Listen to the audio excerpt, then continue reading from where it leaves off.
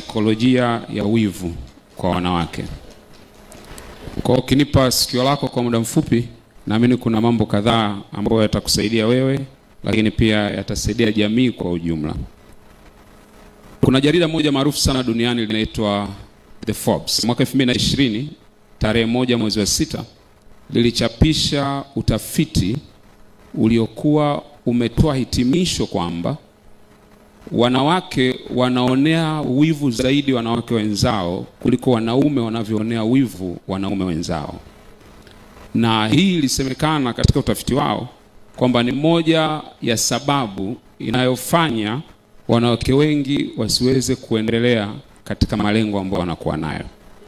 Katika utafiti huu walichukua wanaume 116 na wanawake 89 na waliwauliza maswali mbalimbali.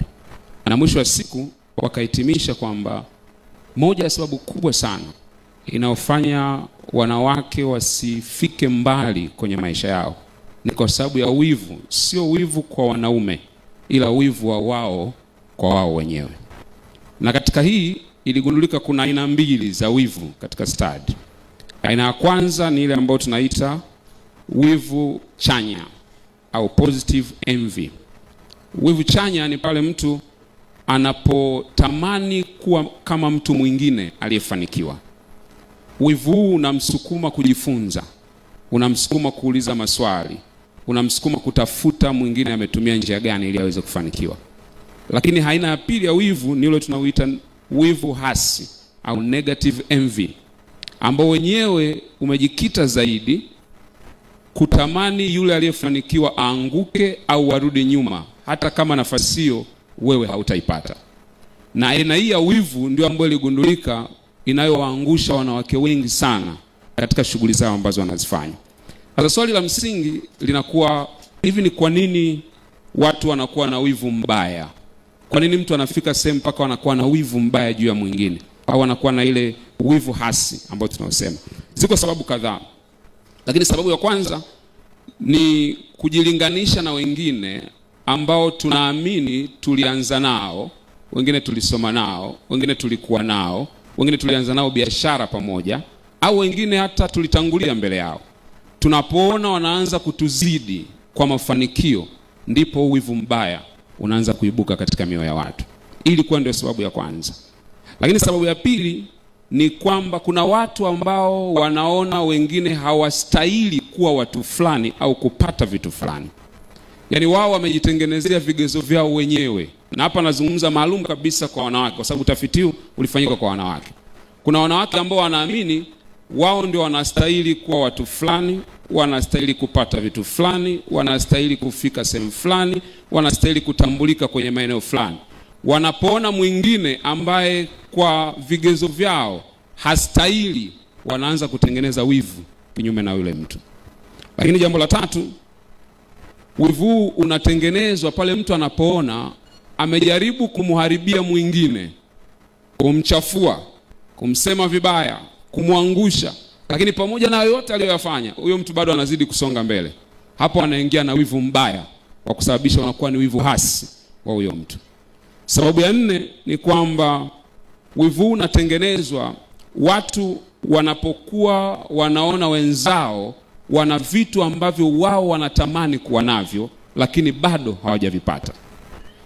Yaani mtu anatamani kuwa na kitu fulani, au anatamani kuwa na sifa fulani katika jamii, anatamani kuwa na nafasi fulani, lakini hicho kitu bado Mungu hajamjalia kukipata.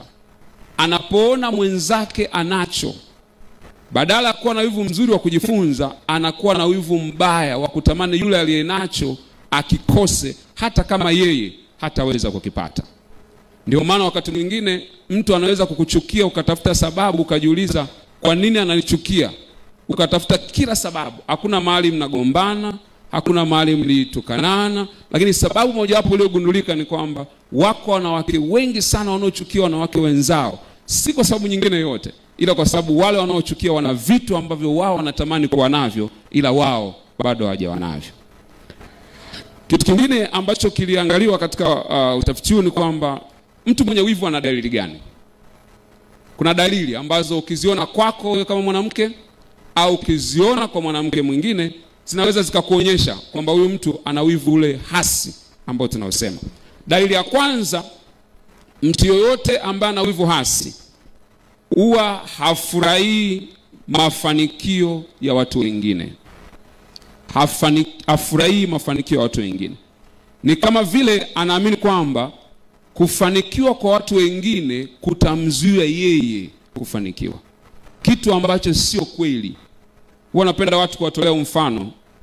Sijui mara mwisho lini umesikia ndege zimegongana kule angani, lakini magari kila siku yanagongana. Njia nzuri na pekee ni wewe kupandisha viwango vyako. Ukiwa juu hautagombana na mtu. Koda ya kwanza ni watu kutokufurahia mafanikio ya mtu mwingine. Hawezi kufurahia mwenzake akifanikiwa, akitajwa, akisifiwa. Hawezi kufurahia yale mafanikio kama yanampa huzuni kwa namna fulani. Dalili ya pili ni kwamba mtu akisifiwa, mtu mwingine au mwanamke mwenzake akisifiwa, lazima atafute kitu ambacho kitachafua hicho anachosifiwa, au atafute kumuonyesha kwamba hakustahili kufanikiwa hicho. Kwa mtu akisemwa akasemwa, unajua huyu ni mfanyabiashara mkubwa na mwanamke amefanikiwa, anasema hamna, huyo ni kwa sababu ya mume wake, huyo ni kwa sababu amependelewa, huyo ni kwa sababu ya namna fulani. Lazima atafute sababu ya kuonyesha kwamba hastahili kusifiwa kile anachosifiwa.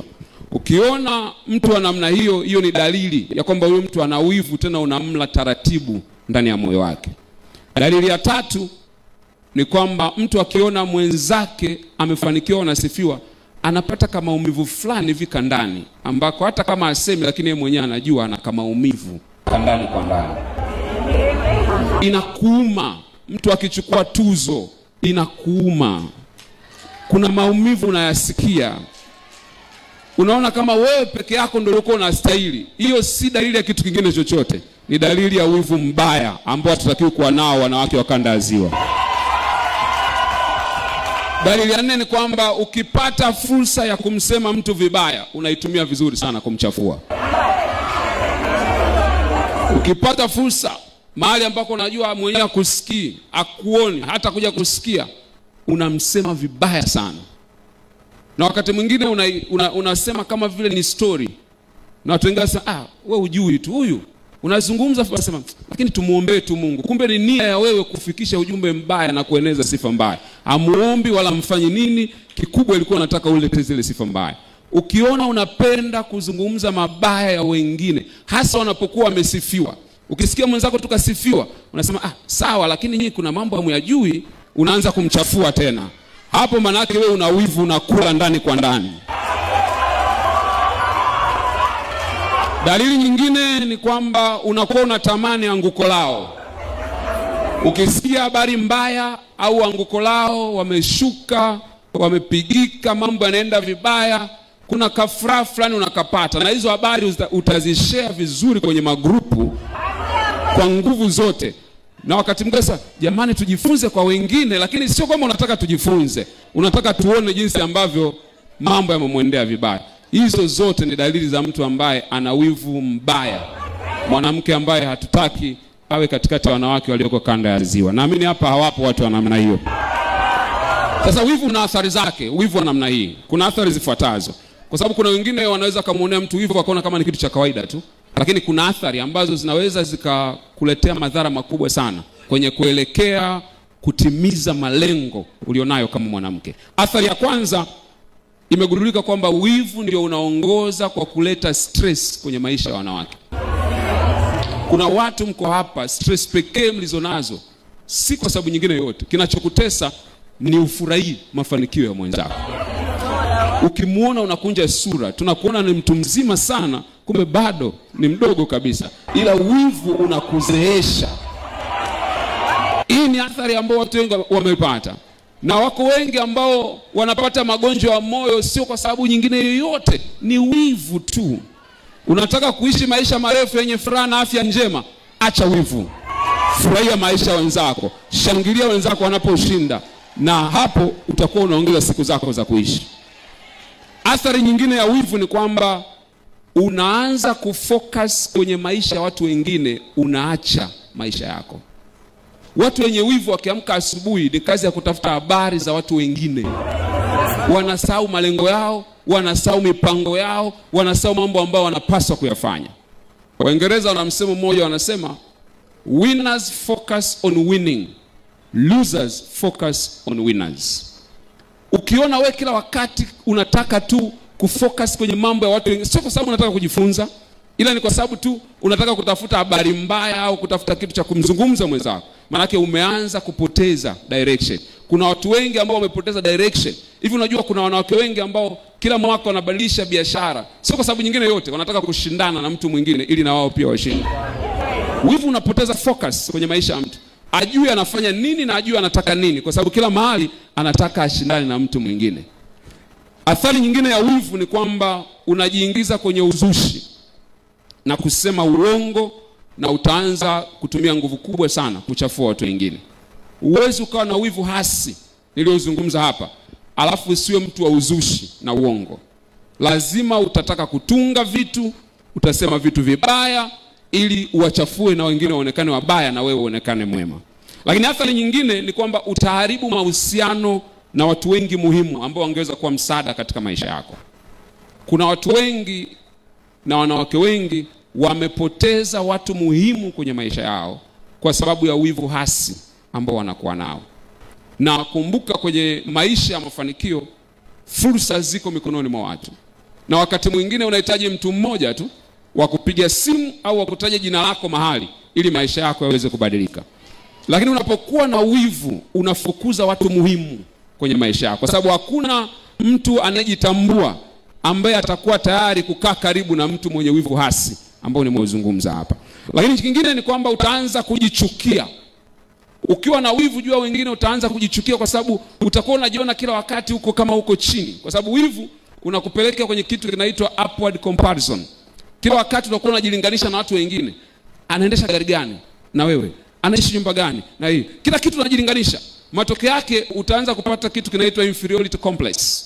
Utaanza kujiona kama vile uko nyuma ya maisha, umechelewa, umepungukiwa. Usichojua ni kwamba mwenzako inawezekana yuko ukurasa wa 10 wa maisha yake, wewe uko ukurasa wa kwanza wa maisha yako. Kwa nenda kwa kasi yako na sio kushindana na mtu mwingine. Lakini cha mwisho, athari za wivu ni kwamba wivu mbaya ni mbegu mbaya katika maisha. Kwa sababu wivu mbaya una athari kibiolojia, una athari kisaikolojia, una athari pia za kiroho. Unapokuwa na wivu mbaya unapanda mbegu mbaya kwa ajili yako na kwa ajili ya kizazi chako. Kwa hiyo unapotaka maisha yako yapandwe vitu vyema na familia yako na ndugu zako na watoto wako, unachotaka wewe ufanyiwe na wewe pia wafanyie wenzako, ili uvune kile unachopanda. Ukipanda wivu mbaya kwa wengine, utavuna pia wivu mbaya kwenye vitu unavyofanya. Kwa hiyo ninapomalizia, ningetaka kutoa ushauri.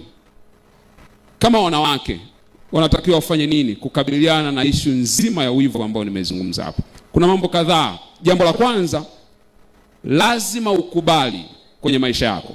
Lazima ukubali. Siku zote kuna mtu atakuwa juu yako. Kubali tu ili uishi kwa amani na uwe na furaha. Siku zote kwenye maisha yako, at any point of your life, kuna mtu atakuzidi kwenye eneo fulani. Kama hajakuzidi eneo la biashara, atakuzidi eneo lingine. Kama hajakuzidi elimu, atakuzidi kitu kingine. Kama hajakuzidi cheo, atakuzidi kitu kingine.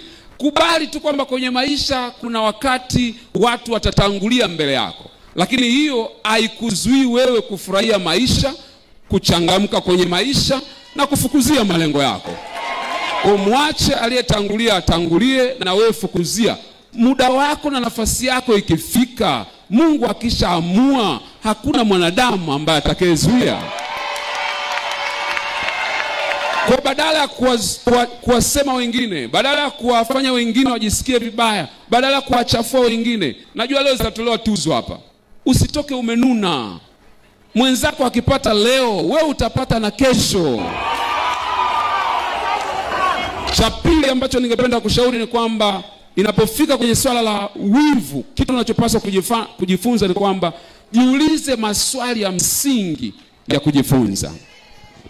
Mungu awabariki. Jiulize maswali ya msingi ya kujifunza. Badala ya kuwa na kinyongo kusema muangalia anavyojifanya. Kwani kupokea tuzo ndo lazima uchezecheze hivyo? Yaani inaku